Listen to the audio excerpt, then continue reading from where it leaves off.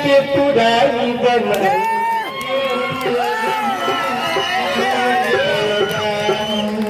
stage पे ना गए हो और भैया चाचा ये जो हुआ सबको गीत पे गए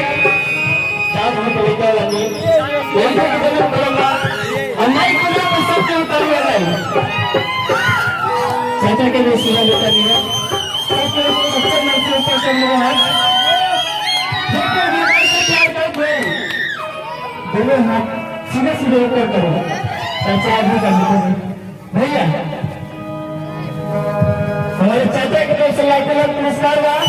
चाचा के तरफ से जोरदार ताली बजाओ हो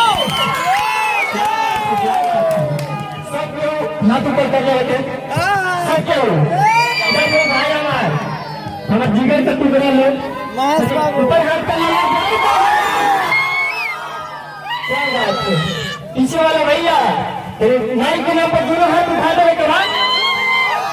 शाम तक कोई लोग गलत आएगी कोई बात ना भाई के जुनून तो माइक के बंद में कहा तो माइक के बंद से